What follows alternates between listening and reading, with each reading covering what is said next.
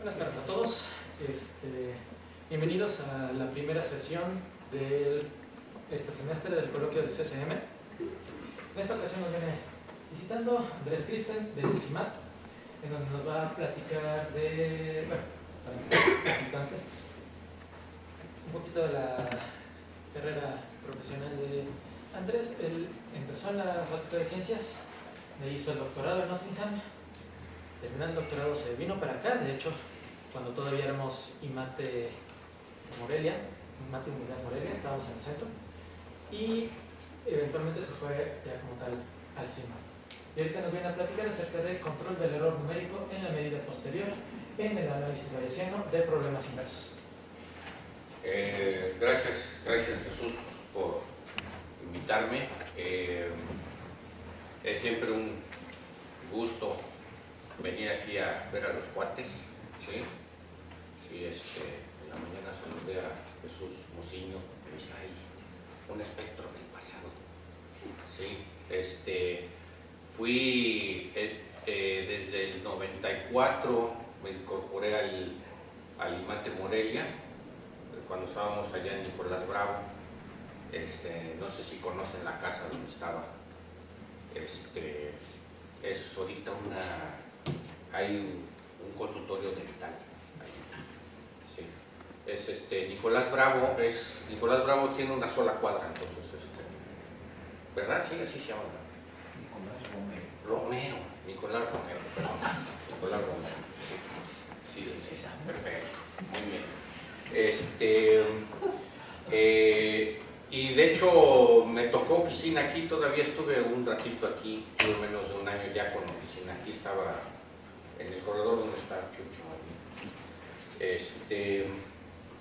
Y pues bueno, ya está la placa ahí, ya va a cumplir 20 años el campus, entonces hagan una celebración y me invitan, ¿no?, a la celebración. Perfecto, muy bien. Entonces, yo hago estadística, ¿sí? Y desde hace pues ya va para 10 años precisamente, que empezamos un grupo de problemas inversos en el CIMAT. Entonces, ha sido muy fructífero y también muy interesante y muy padre, ¿sí? Trabajo con Marcos Capistrán en el CIMAT, ¿sí? Él viene de la parte de matemáticas aplicadas, ¿sí? Trabajo también un poco más recientemente con Antonio Capella en el IMATE CEU, ¿sí?, que también viene de la parte de matemáticas aplicadas, ecuaciones diferenciales, análisis numérico de ecuaciones diferenciales, ¿sí? Y entonces ustedes estarán pensando tal vez, ¿y eso qué tiene que ver con la estadística? ¿Sí? Entonces, les voy a explicar eso y vamos a tratar de motivar los teoremas que les voy a explicar, ¿sí? Entonces, es un área que recientemente le pusieron el nombre bastante inadecuado, como prácticamente todos los nombres, de cuantificación de incertidumbre, ¿sí?, o Uncertainty Quantification, o UQ, ¿sí? Lo van a ver por ahí porque ya se está volviendo sumamente candente y ahora todo el mundo, no, que UQ, yo quiero ser UQ, ¿sí? Bueno, muy bien. Entonces, les vamos a explicar. Entonces, UQ, ¿sí?, Uncertainty Quantification, y la versión bayesiana, que es la más popular, que normalmente cuando dices quiero hacer UQ, a eso se refieren, a Bayesian UQ, ¿sí? ¿Qué es?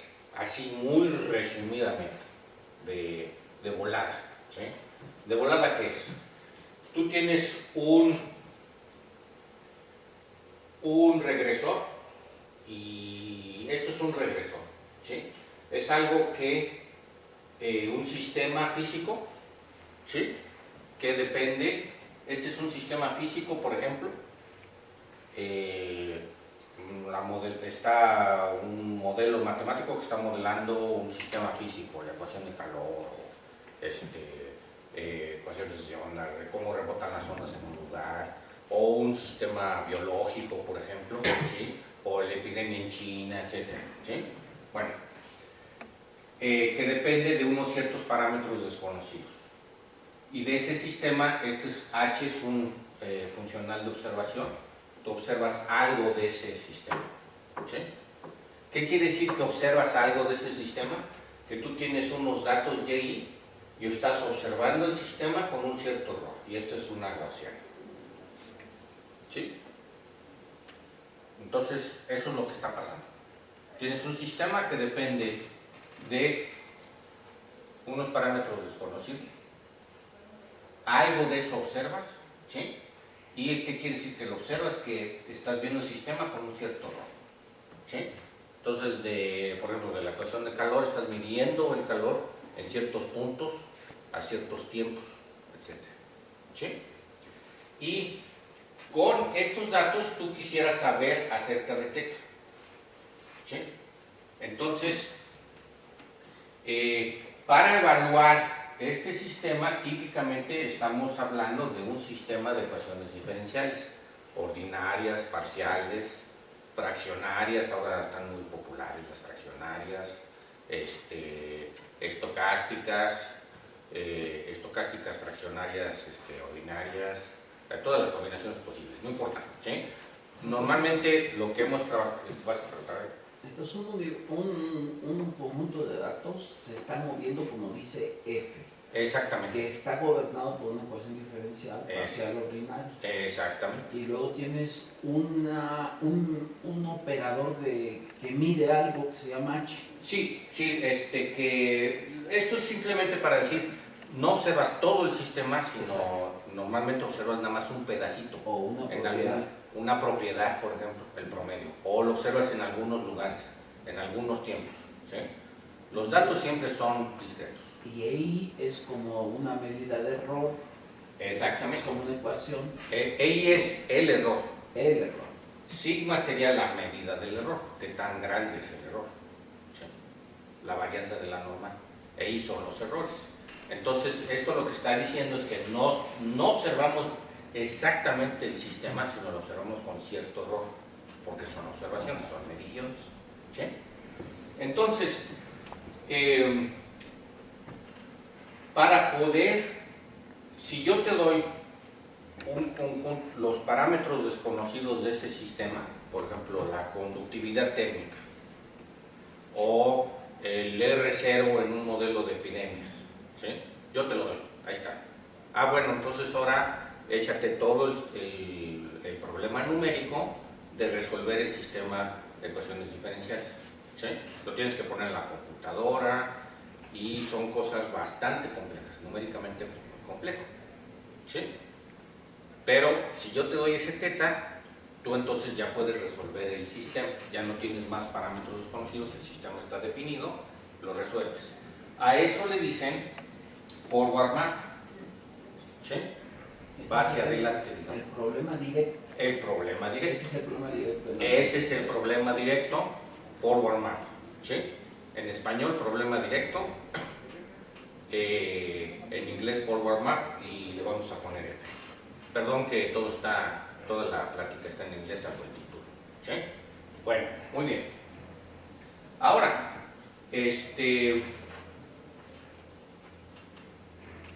si yo tengo observaciones de este lado, así como que acá, y la pregunta es, bueno, θ es lo que es desconocido, yo no sé lo que es. Yo le puedo poner muchos valores y resolver muchas veces el sistema, ¿sí? Pero lo que tengo es que tengo observaciones de este lado, ¿sí? Y ahora quiero saber acerca de θ.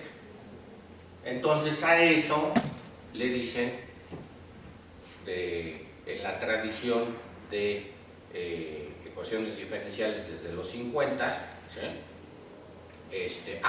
Pues ese es el problema inverso, porque va al revés, ¿no? Si yo te doy θ, tú puedes resolver el sistema, muy bien.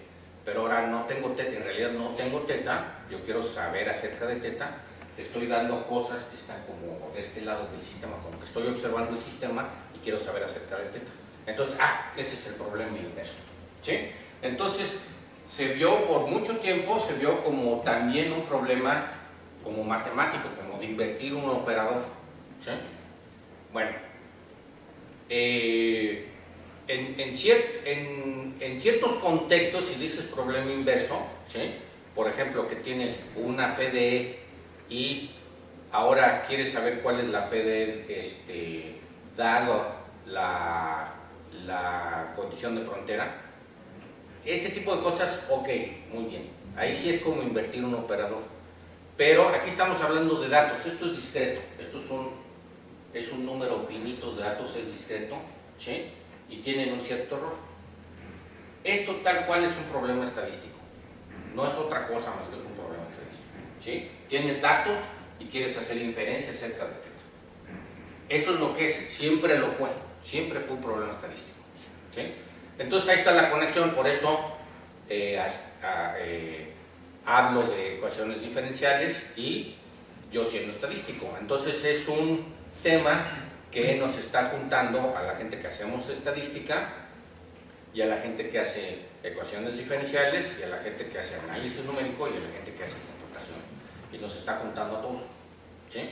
Muy interesante, muy padre porque uno tiene que aprender de muchas cosas, etcétera. ¿Sí? Entonces, tampoco se puede trabajar, tampoco podemos ser expertos en todo, entonces hay que también colaborar, ¿sí? Y les digo que tenemos este grupo de colaboración. Entonces, ¿cuál es la solución en inferencia bayesiana? Hay varias maneras de hacer inferencia estadística, ¿sí? La que también por muchas razones ha tomado mucha popularidad es hacer bayesiana en este caso, ¿sí? Que es la estadística que yo siempre a eso me he dedicado, ¿sí? Desde el doctorado. Entonces, ¿qué haces? ¿Sí? Ves a teta como una variable aleatoria, ¿sí? O sea, tiene una distribución que le llamamos, o una medida que le llamamos pi, ¿sí? Y entonces, usando el teorema de Bayes, ¿sí? Construyes la distribución posterior, ¿sí? Con esto, ¿sí? Si yo fijo teta, aquí tengo una distribución para y, ¿sí? Es lo que estoy estipulando, ¿sí? Ahora, una vez teniendo los datos, lo veo como función de teta, eso me da una verosimilitud, lo multiplico por esto, y eso es proporcional a la medida posterior, ¿sí? Entonces, calculo la medida posterior. Y esto, la probabilidad de teta a posteriori, ¿sí? Cómo se distribuye esa variable aleatoria, eso me cuantifica la incertidumbre en un cierto sentido específico, ¿sí? Y de hecho la bayesiana tiene una teoría, un sistema axiomático para establecer qué quiere decir eso, ¿sí? Y por qué lo tienes que hacer así, ¿sí? Eso cuantifica la incertidumbre de teta, ¿sí? Me dice, la probabilidad de que teta esté entre 0 y 3 es 0.95 o es 0.3, ¿sí? No es tan probable que esté aquí, está más probable que esté acá, o lo que sea, ¿sí? Así cuantificamos la incertidumbre con una medida de probabilidad. Bueno, continuamos, ¿sí? Bueno, entonces les decía que, salvo en casos más o menos triviales, pues no hay una solución analítica, hay que buscar una solución numérica para el problema directo, el forward mark, ¿sí? Entonces lo representamos así, ¿sí? Alfa de n representa la discretización que usas, ¿sí? Y esta cosa es lo que en realidad pones en la computadora, es con lo que en realidad puedes trabajar. Este de aquí es un objeto matemático y podemos demostrar, bueno, debemos de demostrar que para todo teta o para teta en un cierto conjunto, la solución del sistema existe y es única, ¿sí? Y también tiene cierta regularidad, etcétera, ¿sí? Esos son teoremas clásicos de ecuaciones diferenciales. Tenemos que abordarlos también, eso está muy bien, y como objeto matemático sabemos que está bien definido para cualquier teta en un cierto conjunto. Eso desde luego. pero a nivel teórico. Si queremos hacer las cuentas, si queremos ver cuánto vale, ¿sí?, lo tenemos que poner en la computadora y entonces este es el que tenemos en la computadora. Y entonces eso quiere decir que no tenemos la distribución posterior o la medida posterior de a de veras, sino una versión numérica de la posterior. Entonces tenemos una versión teórica y una versión numérica, ¿sí? Vamos a verlo con un diagrama. Entonces tenemos teta, que es el parámetro desconocido. Si yo te doy teta, este representaría bueno, olviden esa parte. Si yo te doy teta a través del forward map, se define la distribución de los datos, ¿sí? El ruido en los errores puede también ser un parámetro desconocido. Ahorita vamos a pensar lo que es conocido, ¿sí? Y eso me da una distribución para los datos, ¿sí? Y entonces yo le pongo una medida de probabilidad a teta, lo veo como una variable aleatoria, y con eso obtengo una distribución posterior. De la misma manera en que esto es un objeto matemático que está bien definido, aunque no lo pueda calcular, ¿sí?, solo existe en la teoría, pues igual la posterior es teórica, tal cual, ¿sí? Entonces también me interesa demostrar que existe esa posterior teórica, ¿sí? A la hora de la hora, o como dice Marcos, a la hora de los trancazos, ¿sí?, cuando yo resuelvo esto numéricamente en la computadora, ¿sí?, entonces tengo una posterior numérica, ¿sí? Perfecto. Y entonces, la pregunta, ¿sí?, una pregunta muy relevante en este tema es, bueno, ¿y cuál es la relación entre la teórica y la numérica? Entonces, yo sé que si hago bien, bueno, primero, número 1, ¿está bien definida la teórica? Número 2, yo sé que el forward map teórico, el forward map numérico, tiende al forward map teórico conforme yo hago más fina la discretización. ¿Por qué lo sé eso? Bueno, esa es también toda la tradición de análisis numérico, ¿no? Un buen algoritmo numérico, un buen método numérico, pues te tienes que demostrar que eso sucede, ¿sí?, que conforme haces más fina la discretización, pues eso tiende a la teórica, ¿sí? Es como la regla de Simpson en integrales, ¿no? Conforme haces más finito el intervalo donde estás integrando numéricamente, pues entonces el valor que obtienes tiende al valor teórico, ¿sí? Eso es lo que necesitamos probar. Entonces, mi método numérico me garantiza que conforme yo aumento n, o sea, hago más discreta, más fina la discretización, esta cosa tiende a el forward map teórico. Bueno, entonces la pregunta número 2 es, ¿será el caso que esta cosa, esta posterior numérica, tiende a la posterior teórica en ese caso? Número 2. Número 3, ya que probaste todo eso, a la hora de la hora, ¿sí?, a la hora de los trancazos, ¿sí?, tú tienes que decidirte por una n. ¿Cuál pongo? ¿Cuál es buena? Desde luego que, como dice en Estados Unidos, pues no hay tortas gratis, ¿no? No free lunch, ¿no? ¿Qué pasa? Dice, pues pongo una n muy grande para que sea muy preciso, ¿no? Pues sí, pero eso hace que sea computacionalmente más costoso, ¿no? Podemos poner una n, una discretización menos fina, que sea computacionalmente más rápida y no perder tanto en error. ¿Cómo balanceamos eso? Esa es la pregunta número 3. Esa es la que realmente resolvimos nosotros, ¿sí? Bueno, no resolvimos, sino tenemos una solución o una propuesta de solución a eso. Esa es la que realmente. Pero en el Inter, ¿sí?, nos dimos cuenta que los dos anteriores, hay un cuate que es Andy Stewart, ¿sí? Que agarró este problema y se puso a demostrar cosas con técnicas de análisis funcional, ¿sí? Nos dimos cuenta que no nos gustó cómo lo hizo, ¿sí? Y lo hicimos de otra manera, y ya la comunidad ya se empieza a dar cuenta que como lo hizo Andy Stewart no es la manera de hacerlo, ¿sí? Qué bueno que lo hizo, porque entonces puso una plataforma para que se desarrollara el tema, ¿no? Pero no es así como se hace, ¿sí? Lo que pasó es que él dijo, pues la posterior es el producto de estas dos cosas, pues voy a demostrar que es integrable y que converge a trancazos, ¿no? Con, ¿cómo se llama? Técnicas de análisis funcional.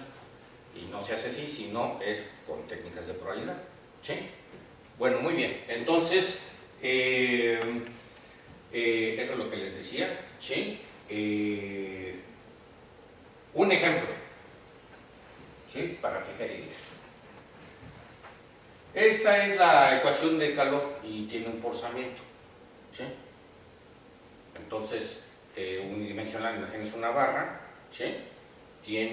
La barra se mantiene a una temperatura fija en los límites, ¿sí? Y tiene un forzamiento, ¿sí? Este es un forzamiento de calor, un perfil de calor que le está llegando a la barra, ¿sí?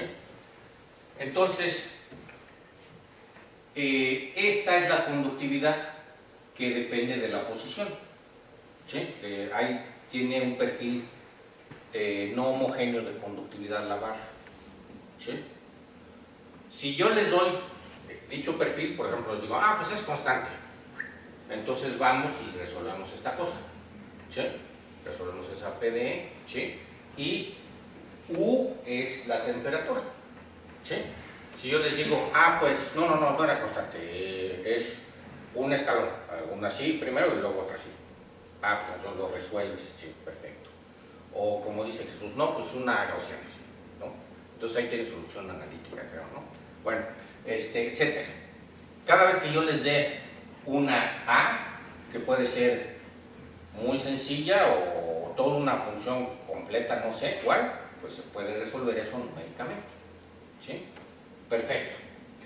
Entonces, lo que tenemos es que tenemos la temperatura, ¿sí? Que depende de esa A. Este es el forward map, ¿sí? ¿Sí? Lo evalúo en algunos puntos y ahí mido la temperatura. Entonces, el problema inverso es, yo mido la temperatura en algunos puntos de la barra y quiero saber acerca de la conductividad térmica que tiene la barra, ¿sí? Ese es un problema aplicado, aquí está muy académico, pero es un problema aplicado. En tu ecuación uno debería de verse teta. ¿Perdón? En tu ecuación uno debería de verse teta. ¿Dónde está teta? Aquí. Este es teta. Bien. Esa es teta. Gracias. Exactamente. Ese es teta. Entonces, el primer ejemplo que les puse, ¿de qué dimensión es teta? Es 1, porque es nada más la altura de esa constante. El segundo, pues son 3 o 2, depende si sabes dónde está el corte o no sabes, ¿sí? Y luego el de la gaussiana, pues son 2, ¿sí? 2 parámetros, ¿sí? ¿Sí? Perdón, ¿sí? Etcétera, ¿sí? Ahora, ¿qué pasa si dices, no, pues no sé nada de la conductividad? Puede ser cualquier función, la que sea. Es más, no quiero decir nada a priori. Eso es parte del modelo, de hacer el modelo para modelar la incertidumbre que tenemos acerca del parámetro. Si yo estoy dispuesto a asumir que son 2 puntos y lo que quiero saber es dónde está el corte, bueno, pues eso es lo que estoy suponiendo, así estoy modelando la incertidumbre que tengo acerca del parámetro. Yo sé que es constante en 2 lugares, nada más quiero saber dónde está el corte. Bueno, muy bien. Pero igual dices, no, pues no sé absolutamente nada. Y entonces, ¿qué pasa? Pues es una función. ¿Qué dimensión tiene teta entonces? Pues es infinito dimensional. Entonces ahora la medida es en un espacio funcional y la posterior es en un espacio funcional. Entonces por eso Andy Stewart dijo, pues de aquí soy, porque él es viene de análisis funcional, y dijo, pues vamos a demostrar esto a trancazos, ¿sí? Perfecto, muy bien. Entonces el problema, otra complicación aquí, otra cosa muy interesante, es que esto, en este contexto, bien pueden ser medidas en espacios funcionales, ¿sí? Perfecto, muy bien. Entonces, ahora yo tengo esas medidas, quiero saber acerca de teta, quiero saber qué incertidumbre tengo acerca de la conductividad térmica, ¿sí? Bueno, muy bien. Continuamos, ¿sí? Entonces, empezamos con que el espacio donde vive teta mayúscula, es un espacio de banda, ¿sí? Separable para poder ponerlo como un espacio funcional si queremos, ¿sí? Perfecto, muy bien. Entonces vamos a suponer que es Banach separable. Es bastante general y sirve para aplicaciones perfectamente bien. Bueno, muy bien. Entonces, este es el forward map, va de teta B, y luego el funcional de operación va de B a un subconjunto de R, ¿sí? Es lo que estamos observando. Acuérdense que eso ya es discreto, ya son puntos específicos donde yo observo. Los datos son discretos siempre, ¿sí? Bueno, muy bien. Entonces, esta es una composición, ¿sí? Y aquí el primer punto es para la parte teórica. Teta pertenece acá. Si yo fijo teta, te doy un teta, ¿sí? Entonces la distribución de Y está establecida. Yo puedo tomar una familia de distribuciones, por ejemplo, esta puede ser la normal, donde eta es la media, ¿sí? Esta de observación, ¿sí? O esta manera de establecer los datos, esta es una manera específica que es que ruido aditivo gaussiano, ¿sí? Hay 1000 maneras de modelar datos, y eso, pues ahí sí están en mi cancha, ¿no? Por ejemplo, en epidemias pueden ser conteos, ¿sí? Entonces no le ponemos una normal, ¿sí? Le ponemos una Poisson o binomial, no sé qué, ¿sí? O podemos pensar que esto tiene colas pesadas porque hay observaciones aberrantes, etcétera. Eso, entonces no le ponemos una normal, le ponemos una TE, etcétera, ¿sí? Pero en general, más allá del ruido gaussiano, que por cierto Andy Stewart solo lo hizo para ruido gaussiano, ¿sí? En general tenemos esta distribución para los errores, y entonces esta es la media de esa distribución. Yo le pongo aquí la media y entonces ya tengo una distribución para los datos. Si yo fijo teta, entonces los datos tienen una cierta distribución. Eso está bien definido. Es una medida o una función medible, etcétera, ¿sí? Esto es una medida. Si yo integro sobre todo y donde viva y, ¿sí? Pues eso es 1, etcétera, para un teta fijo, ¿sí? Entonces lo que hacemos normalmente en bayesiana es que a esto le multiplicas la distribución de y entonces esa es una conjunta, esa es la conjunta supuestamente de y teta, ¿sí? Si lo integras en una dirección, pues es la conjunta. ¿Y cómo sabes? Dices, pues es la multiplicación de estas dos cosas, pues eso es positivo, y entonces si lo integro en una dirección no sé qué es, pero si lo integro en la otra, ¿sí? Entonces integro con respecto a y primero, entonces esto es 1, y luego con respecto a teta, y es 1 el otro también, y entonces es una medida de probabilidad, y entonces ya está todo bien. Lo único que necesito hacer es multiplicar esta cosa con la distribución de teta, y se acabó. Y entonces eso es simplemente una aplicación del teorema de Connelly, Sí, muy bien, nada más que Tonelli, lo único que necesitas, bueno, no lo único, pero una cosa que necesitas garantizar es que esto es y cruz teta, es medible en ambos al mismo tiempo. Y nosotros no tenemos eso. Lo que tenemos es que si fijamos teta, pues esta es una normal o una Poisson, y entonces eso es medible en y, desde luego, porque es una distribución para y. ¿Sí? Pero si yo fijo y, podría hacer esto medible de alguna manera, pero eso no tengo nada, pues teta puede ser cualquier cosa, ¿no? ¿Quién dijo que eso qué era medible o qué? ¿No? Ahora, imagínense, bueno, ok, entonces pongo el espacio parametral de cierta manera, no sé qué, le pongo una topología al espacio, o vamos a pensar que es ¿cómo se llama? Ya tiene topología, desde luego. Entonces tomamos como los borelianos, la sigmálgebra es el espacio medible, ¿sí? Perfecto, y entonces yo puedo decir, bueno, esto, por las características del modelo, por las características de esta cosa, pues eso es medible.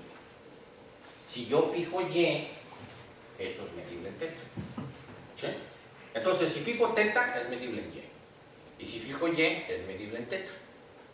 Eso quiere decir que es medible en y cruz teta, en el cruz de teta con el espacio donde vive y. Pues no. Entonces, eso fue todo lo que teníamos que... Realmente eso fue el punto. O sea, lo que acabas de denunciar es que el problema siempre tiene solución. Y ahorita nos dices, o sea, esa era tu frase anterior, y ahorita cuando dijiste, pues no, es que dices que hay casos donde el problema no tiene solución. Hay que garantizar... No estoy diciendo eso. Lo que estoy diciendo es cuáles son las condiciones de regularidad que tendría que añadir para que esta cosa sea medible, pero en y cruz teta. ¿Sí? ¿Sí? Eso es lo que estoy diciendo. ¿Qué es lo que tiene? Y entonces, investigando, nos dimos cuenta que esto era una cosa antiguísima, ¿sí? Sierpinski, hay un artículo de Sierpinski, ¿sí? Que pone un contraejemplo, ¿sí? De finales de los 20, ¿sí? Fue muy padre ver todo esto, ¿no? Es que si H o F son muy complicados, no esperas poder resolver, ¿no? ¿Dónde está el problema que tú estás mirando? ¿En H, en F o en el espacio de las tetas y la estadística? Porque de acuerdo a lo que tú nos estás platicando, hay varias dificultades graves. Desde luego, pero ahorita estamos hablando del problema 1. El problema 1 es decir, existe la medida posterior teórica. ¿O qué condiciones de regularidad tengo que poner para que exista dicha medida posterior teórica? Así como dijimos, ¿existe la solución es única de la PDE? Bueno, entonces, tomando esa solución teórica de la PDE, entonces, si existe la posterior teórica, ese es el problema 1. De eso estoy hablando ahorita. Entonces, no es cierto que una función que es medible en una entrada y medible en la otra es necesariamente medible en las dos. Lo que tienes que agregar es que si yo fijo una, por lo menos en una vía, si yo fijo una variable, en la otra hay continuidad, ¿sí? Es continua esta cosa, ¿sí? Es continua en teta, ¿sí? Entonces, agregando eso, ya, ahí está. Entonces, y encontramos un artículo de los 70s, había uno más temprano, como de los 50s, pero era ileíble, ¿sí? Era polaco escrito en francés y no se le entendía nada. Sí lo conseguimos, pero no se le entendía nada. Y encontramos uno ya de los 70s y ya con eso, ¿sí? Entonces, esto es lo que les decía, bueno, eso no lo pasamos, ¿sí? Entonces, ¿qué tenemos que poner? Que esto, si yo fijo y, esto es continuo, ¿sí? Entonces, lo que necesito, si yo asumo que esto, si yo fijo y, este modelo, el modelo en la normal, si yo fijo y cuando muevo la media de la normal, eso se mueve continuamente, ¿sí? Entonces lo que necesito es que H compuesta con F y H compuesta con la F numérica sean continuas. Eso es lo único que ocupo, ¿sí? Y eso resultó ser bastante más débil que todo el rollo que se había echado años. Bueno, muy bien, continuemos, ¿sí? Entonces, el problema número 2, con eso también se resuelve que la numérica está bien definida, la teórica está bien definida, la numérica está bien definida, ¿sí?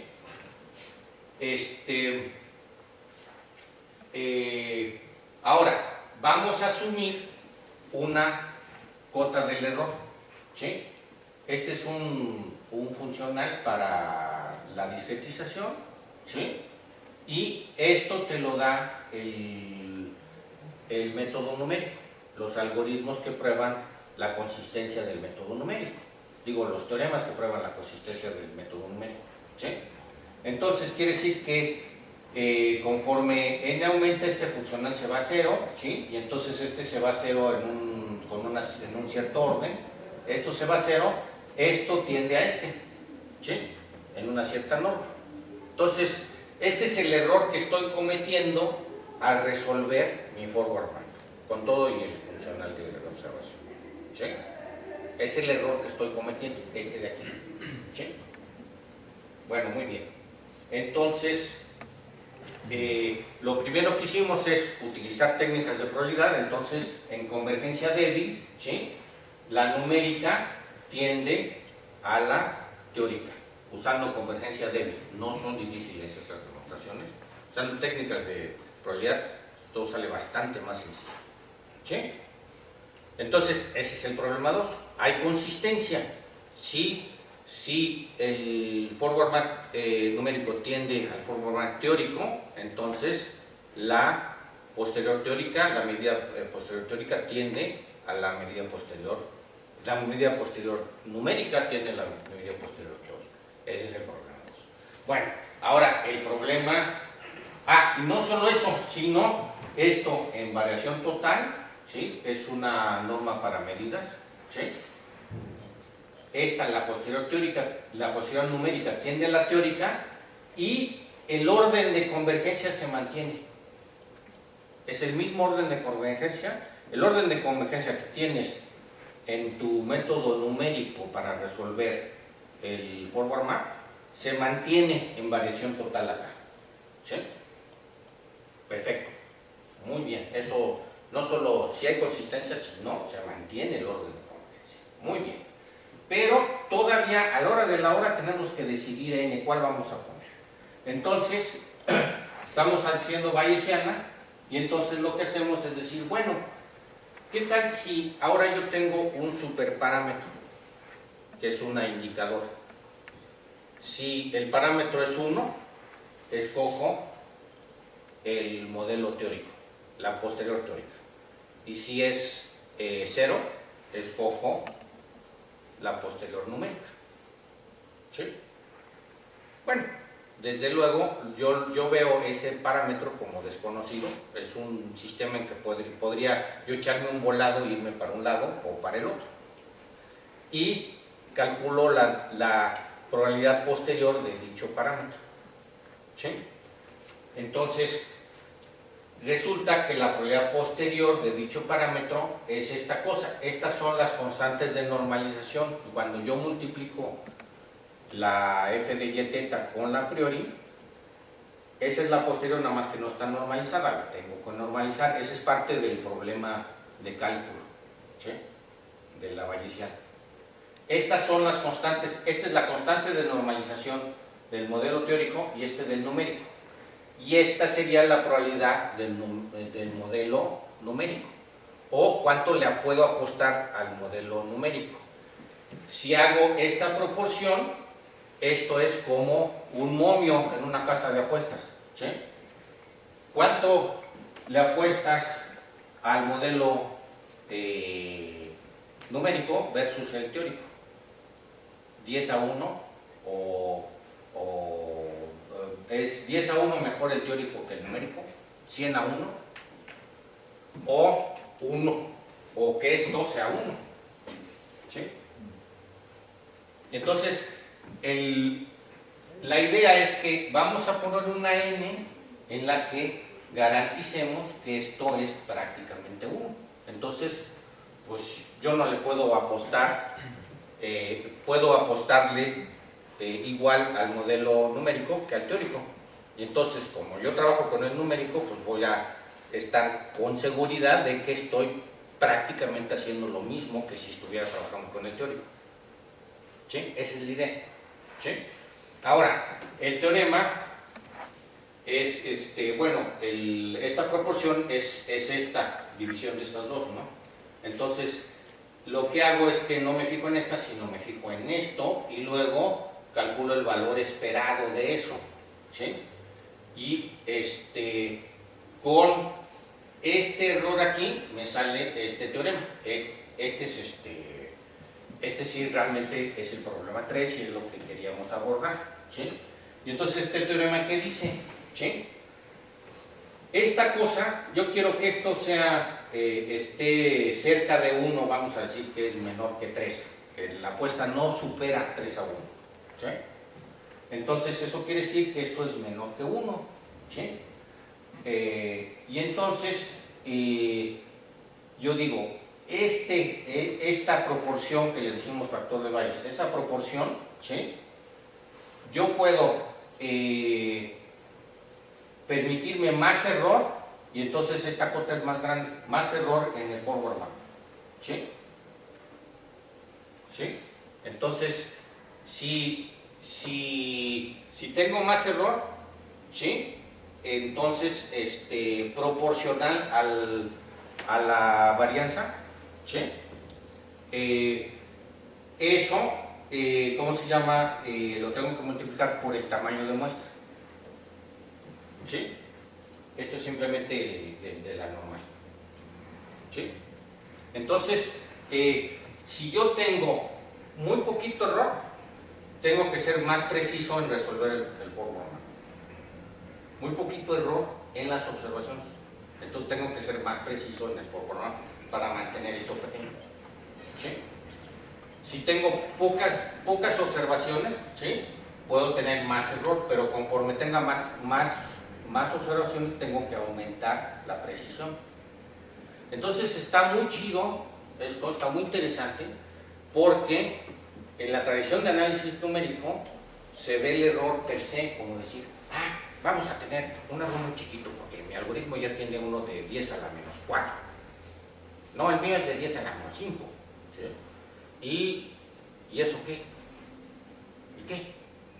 10 a la menos 5 es mucho, es poco, es qué. Bueno, número 1, tienes que verlo relativo al ruido que tienes en las observaciones. ¿Sí? Y número 2, también a qué tanto estás observando. Si estás observando mucho, pues tienes que ser más preciso, etc. ¿Sí? Entonces, ahora, si tú tienes este error o una estimación de este error, que no todos los métodos numéricos lo tienen. Normalmente esto incluye esta acá que es desconocida, son muchos de los teoremas que se demuestran es solamente teoría. De ahí a pasar a una buena estimación del error es difícil. Esa es parte también de la investigación, ¿sí? Que tenemos, ¿sí? Pero supón que tú tienes una estimación de este error, ¿sí? Y entonces supón que esto lo quieres mantener chico, por ejemplo, menos que 1 entre 20, que ese es el punto de referencia que hemos usado. Si quieres mantener esto menor que 1 entre 20, pues entonces de aquí podemos despejar qué error necesitas poner en el forward map y ya. ¿Sí? Entonces tú estás diciendo, yo quiero que ese momio permanezca cerca de 1, ¿sí? Para que yo le pueda apostar exactamente igual, no pueda distinguir entre la posterior teórica y la numérica. ¿Sí? Para tener más o menos garantía, quiero que el valor esperado de esto sea no 1, sino menor que 1 entre 20, por ejemplo. ¿Sí? Entonces aquí ponemos menor que 1 entre 20, pues despejamos ya sé qué error necesito en relación al ruido que tengo y al tamaño de muestra que tengo. ¿Sí? Esa es ¿cómo se llama? la aportación, ¿sí? Ahí está el despeje, ¿sí? También hay esta parte que yo creo que la han estado viendo, ¿sí? Ahorita no lo comenté, ¿sí? Hay esta parte también, porque cuando θ vive en un espacio funcional, entonces esta cosa es una medida en un espacio funcional, y eso tampoco lo puedes poner en la computadora, lo tienes que discretizar también, o truncar, o lo que sea, ¿sí? Y entonces tienes una versión finito-dimensional del a priori, y ahí también hay un término de aproximación, y ahí también tienes que hablar de consistencia, bla, bla, bla. Entonces aquí sale este término, olvídenlo por el momento, ¿sí? Y entonces tienes este despeje, perfecto. Y entonces tienes una cota para el error, ¿sí? Entonces, vamos a este ejemplo de convolución, ¿sí? Esta es una convolución, ¿sí? Perfecto. Hice este ejemplo para, es completamente de juguete, pero ilustra los problemas. Entonces, muchas ecuaciones diferenciales con ciertas técnicas, no muchas, pues, bueno, un conjunto, una familia, pues pueden terminarse viendo así, como una convolución, ¿sí? Perfecto, muy bien. En este caso, yo conozco C, ¿sí? Y lo que va a pasar es que yo voy a observar la convolución. Esto es muy común en aplicación, por ejemplo, en análisis de señales, ¿sí?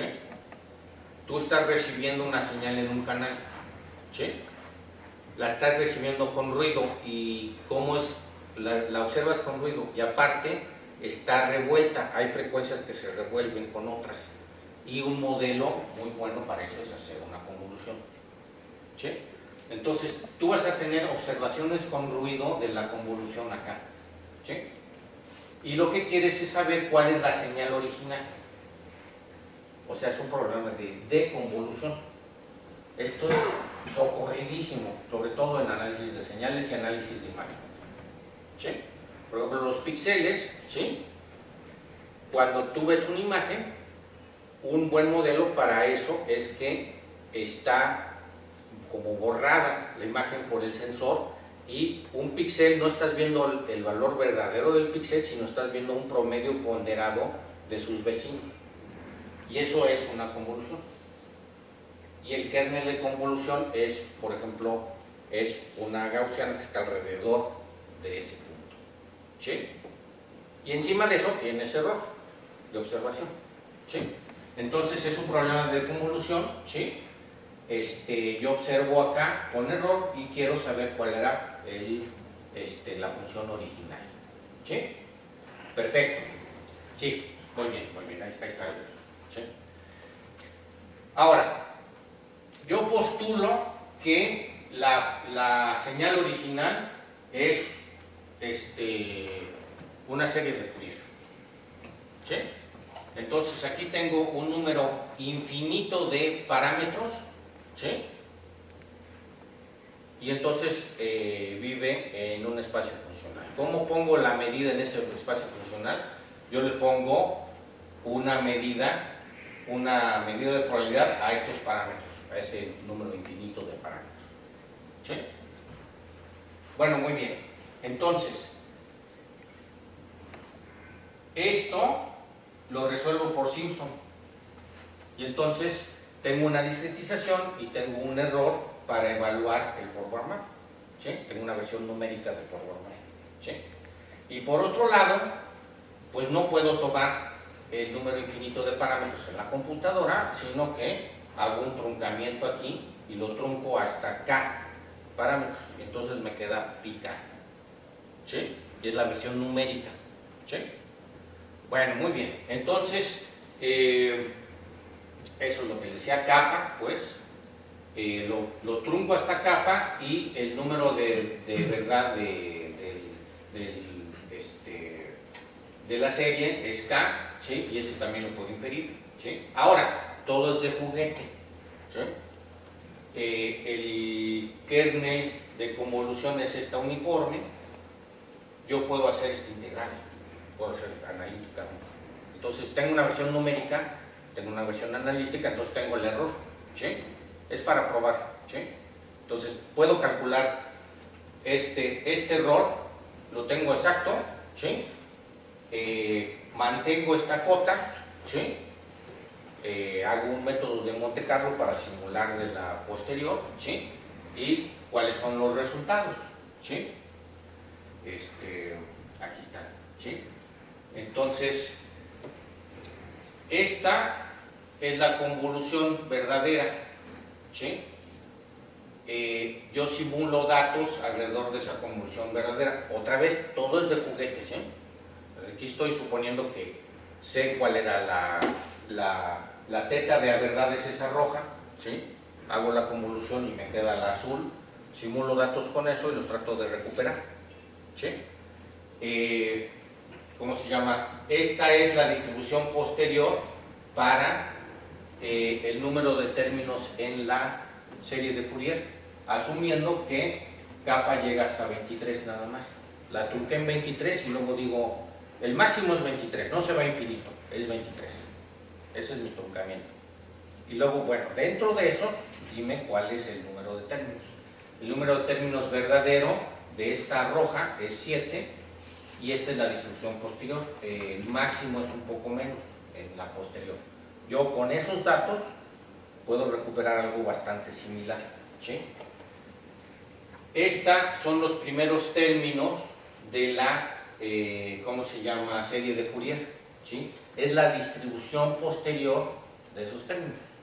Por ejemplo, beta 1 y alfa 1, que son los dos primeros términos de la serie de Fourier, ¿sí? Este es el valor verdadero con el que simulé los datos, ¿sí? Ahí está dentro de la distribución, ¿sí? Esta es la a priori que usé, la distribución a priori. Entonces uso esta a priori, ¿sí? Y se cambia con los datos. Ahora, lo bonito aquí es que, no sé si ven, pero tengo dos histogramas, tengo el azul y tengo el magenta, que es transparente. Aquí está el magenta, ¿sí? Acá también está el magenta. Son casi iguales aquí, son indistinguibles, ¿sí? ¿Qué es eso? Uno es el teórico, porque yo sé hacer la integral analítica, entonces yo tengo la posterior teórica, ¿sí? Y el otro es el numérico. Manteniendo la cota, no hay diferencia, son indistinguibles. Entonces, aquí parece que lo tengo todo, ¿no? Parece magia, ¿no? En el sentido de que tengo una posterior numérica y resulta que es indistinguible de la teórica. O sea, borré el error, desapareció, ¿sí? ¿Dónde quedó la bolita? Suena como magia o como que, no solo magia, sino con truco o que me los cotorreen, ¿sí? Ese es el verdadero teorema que nos mostraste. Exactamente, ¿sí? Exactamente. Entonces, ¿dónde quedó la bolita? Vamos, intuitivamente, pues es fácil de explicar. Imagínense que ustedes tienen esta cantidad de error. El error es de esta magnitud, ¿sí? Bueno, entonces, el forward map, que vamos a tratar de ajustar aquí una media con el forward map. Bueno, igual yo puedo tolerar esta cantidad de error en el forward map y no se va a ver, se va a borrar con el error en los datos. Entonces, por eso la posterior teórica, la posterior numérica es indistinguible de la teórica, ¿sí? Perfecto, muy bien. Hay otro de la ecuación de calor en dos dimensiones, ¿sí? Una pregunta. Adelante. Lo último que dijiste es, lo quiero interpretar de la siguiente manera, a ver si está bien. Sí. De acuerdo a lo que nos platicaste del problema 3, lo que vas a hacer, ya que te dijeron cuál es el error que quieren, es encontrar la n, y para algunos problemas esa n va a ser muy grande, y para otros va a ser chiquito, pero vas a poder garantizar que sea indistinguible la... Sí, Okay. sí, pero no es el error que quieren, porque eso tampoco lo sabemos. O sea, ¿qué error quieres en la posterior? Más bien dijimos, yo quiero poderle apostar prácticamente igual a la posterior que a la teórica. Igual eso lo podemos cambiar y decirle, no seas tan exigente. Dile que tú puedes apostar 2-1 a la teórica, no sé qué. Pero dijimos, no, vámonos a todo. ¿Sí? Entonces, prácticamente hay de puestas lo mismo. Esa es la cuota de 1 entre 20. Una vez que fijas eso, entonces tienes una cuota que debe de seguir el método numérico de forward. Y entonces de ahí implícitamente de ahí obtienes una M, ¿no? Entonces tú tienes que calibrar tu método numérico con una cierta discretización para mantener esa cuota en el error. ¿Sí? Entonces, pues ya aquí hay otro de 2 dimensiones, no lo hice yo, lo hicieron un postdoc y un alumno doctorado, ¿sí? Este es el forward map teórico, este es el numérico con discretización, y luego este es con error y lo observas en esos cruces, y luego tienes lo mismo, depende de 2 parámetros nada más, ¿sí? Y otra vez que no hay diferencia y este es el valor verdadero. Bueno, muy bien. Entonces,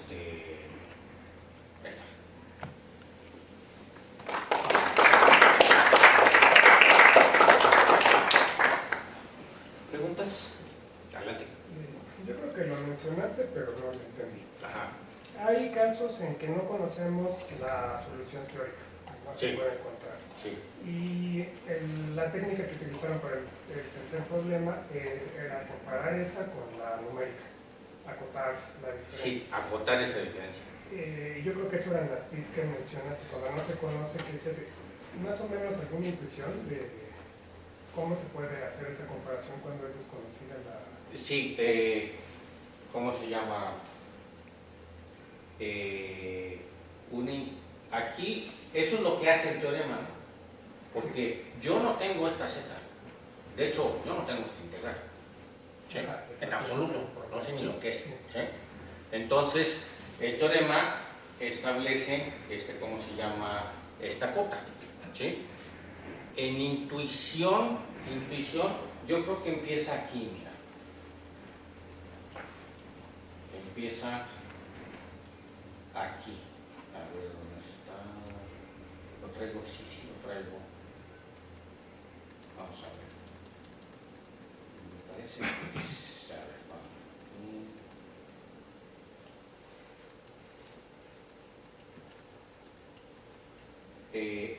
Aquí está, ¿sí? Yo tengo esto, ¿sí? Yo tengo que el forward map teórico, el forward numérico tiende al forward map teórico, ¿sí?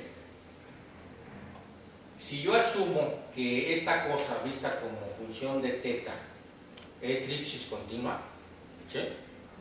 Entonces sucede esto, ¿sí?